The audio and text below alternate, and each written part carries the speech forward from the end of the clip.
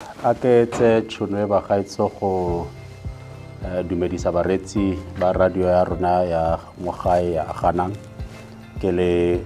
majoro mogolo wa masepala wa JB Max ke a le dumedisa ba gaetso. Okay, Mayor, today you just delivered the State of the City address for our JB Max municipality. Just to name a few, what would you say was the biggest of the factors that made up your State of the City address here today? No, are leboge re kamogelo le gore re tsibuge mo baretsing ba rona go gae gore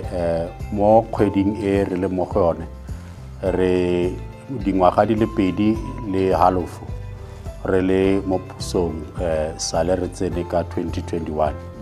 me tse ding tsa dilo tse ke buileng ka tsona ne re simolla ke gore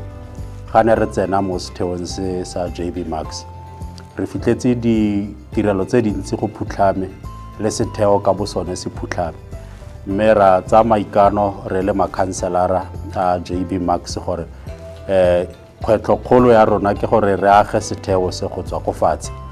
go netefatsa gore ga dingwaga tsa rona tse tlhano di feta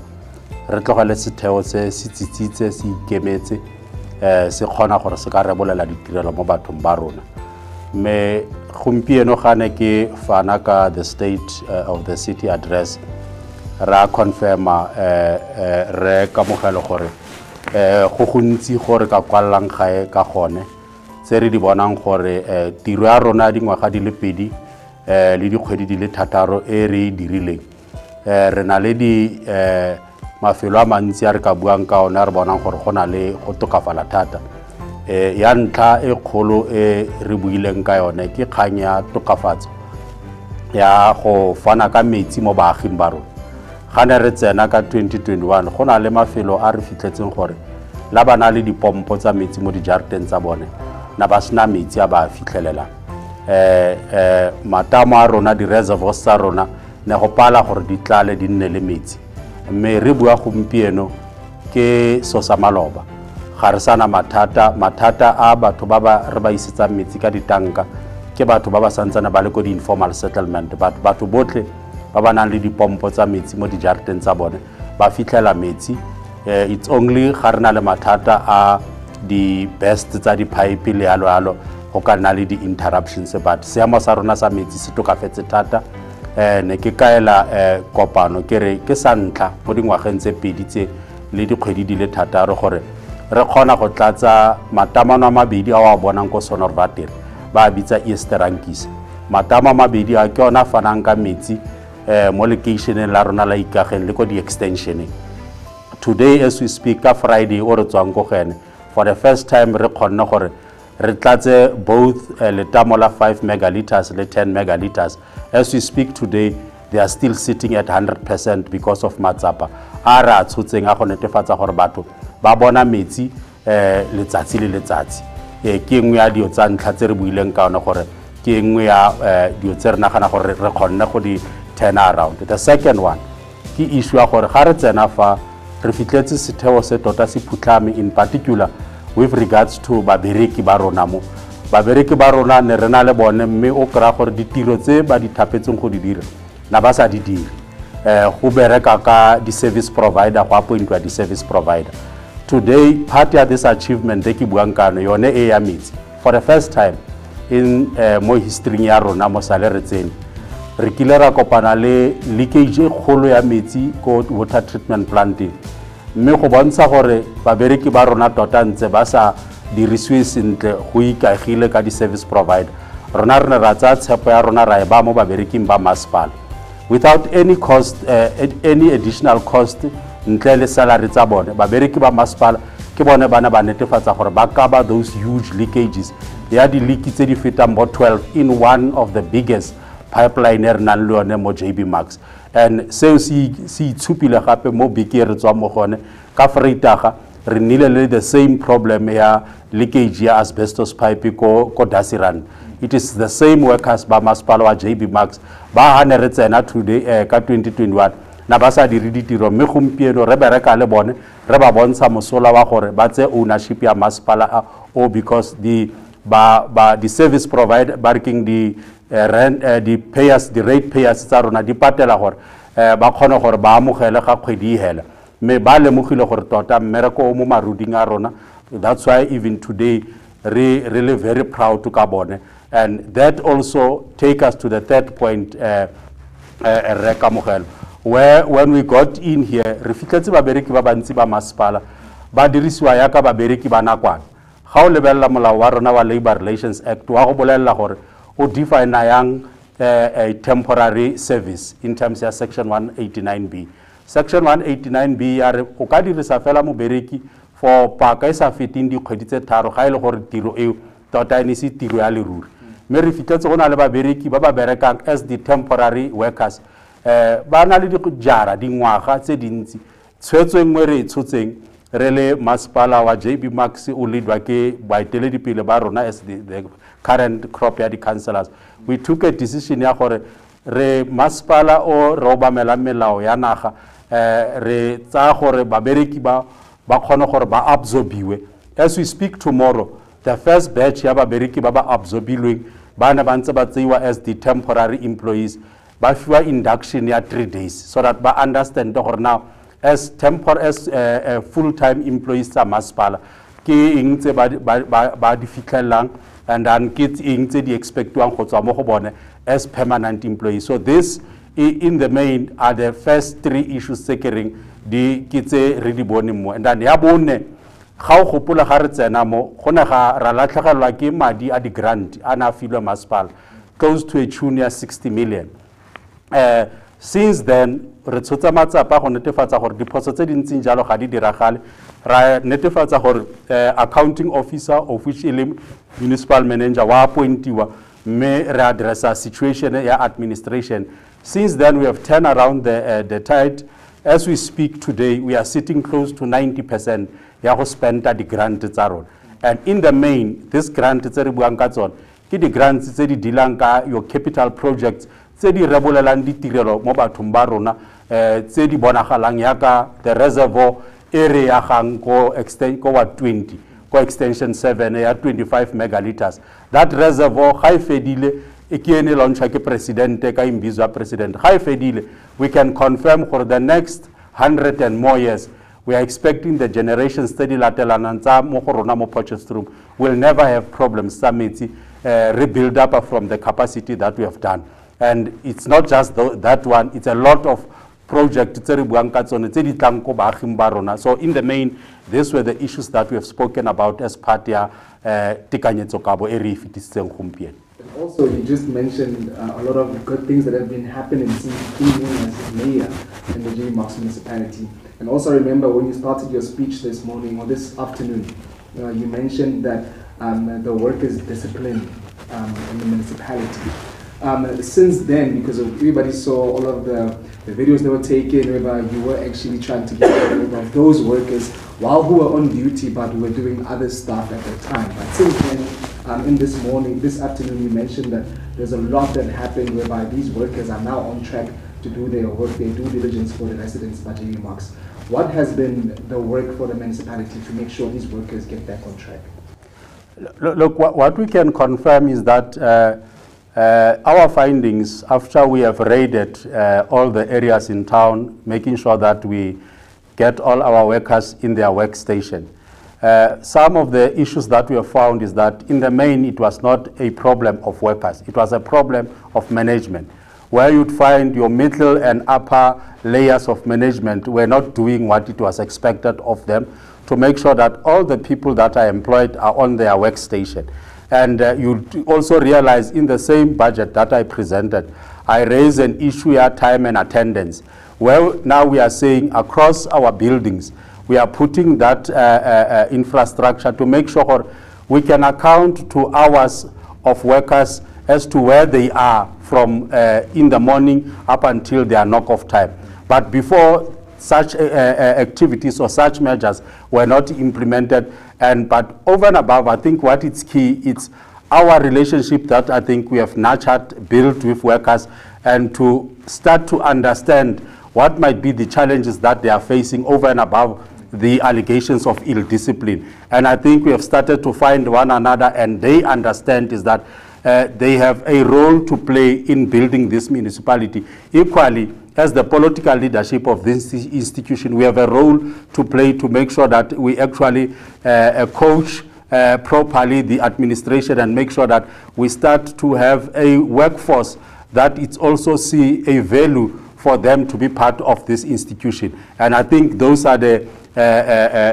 positive spin-offs that we are picking up in terms of those engagement that we have done. I must indicate, majority of our workers, you can see that because of the absence of these systems that I spoke about, like your supervision and all those issues, majority of them, after we have started working directly, you have seen us in many instances where myself and councillors during Tunzale role, we were actually working physically, of which it was not an issue that we were supposed to do. But we worked with our workers with the intention to understand what frustrations they were getting. Some of the frustrations that they were raising were genuine issues. You would find our workers who work with water or sewer, they would literally come to work without any tools of trade. And we then started to pick up that some of the work must be done by the municipality to make sure that these workers, they are motivated and they are given reasons why they must go and do their work and render the work. And I think those initiatives that we have brought, they've actually lifted their spirit, and hence you're starting to see all over.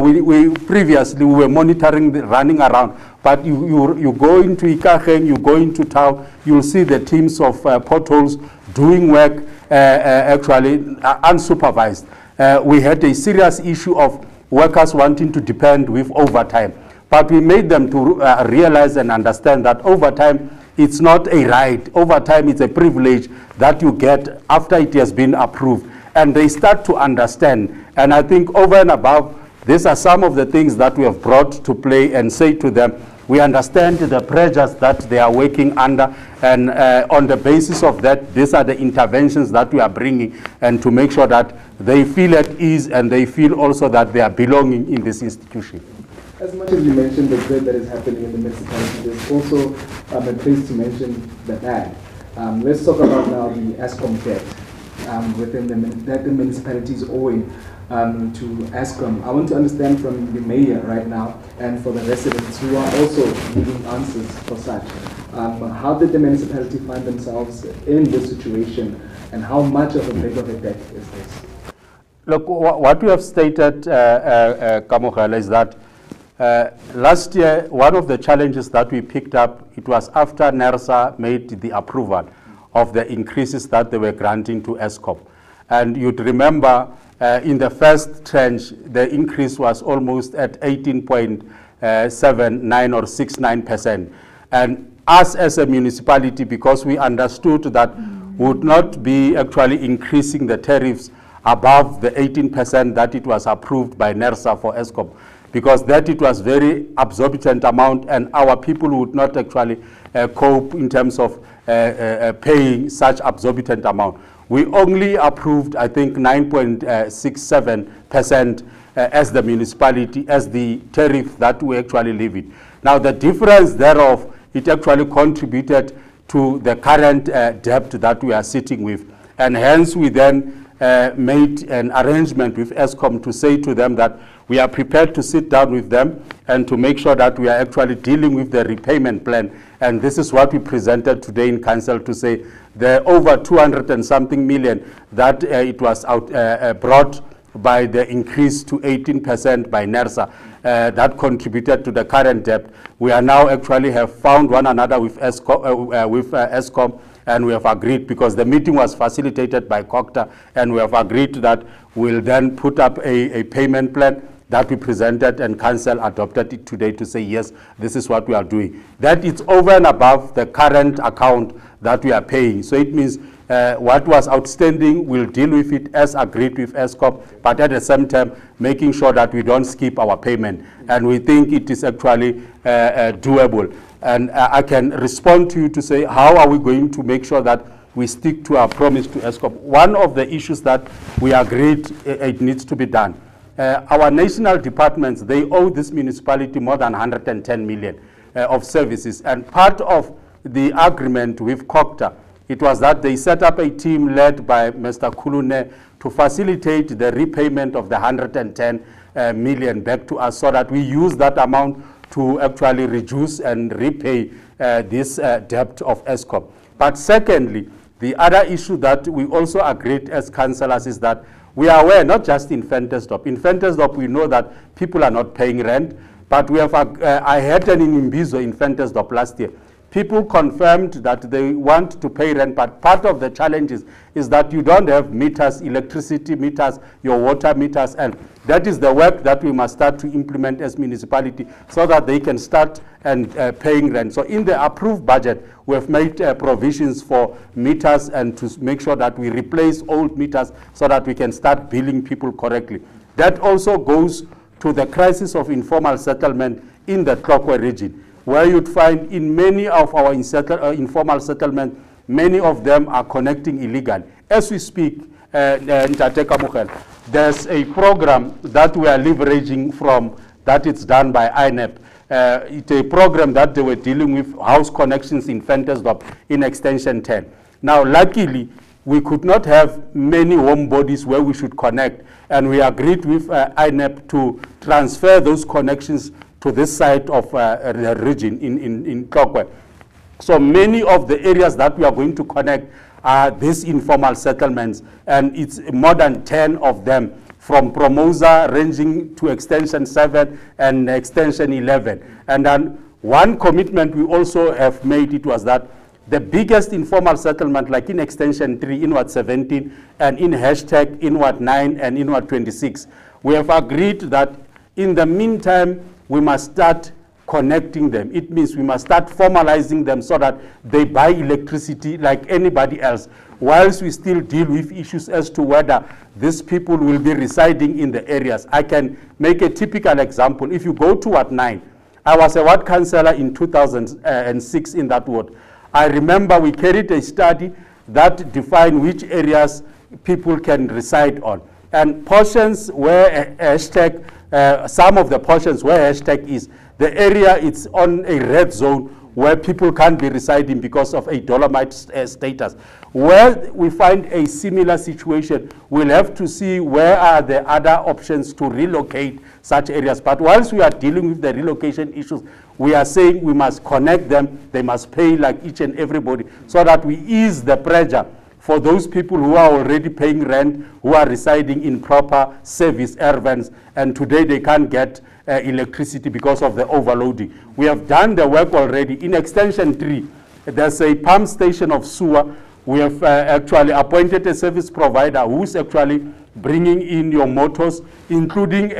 a transformer, so that we can separate the illegal connections that are made in that pump station and allow people who are actually put properly in the stands to get electricity, and to allow that pumping station as well to work. That even goes to hashtag. Already there are 2 transformers, as much we are told the other one has not been connected properly, but we are working towards that it should be connected, so that we ease challenges of people of Mahading, that on a every day or once or twice in a week, they are actually experiencing electrical challenges. So this is the work in progress that we are bringing, and we are confirming to say that as much as they are challenges, but if you turn them on the other flip, they might actually work as some of the advantages to address the current situation of services to our people. Okay, now lastly, Mayor,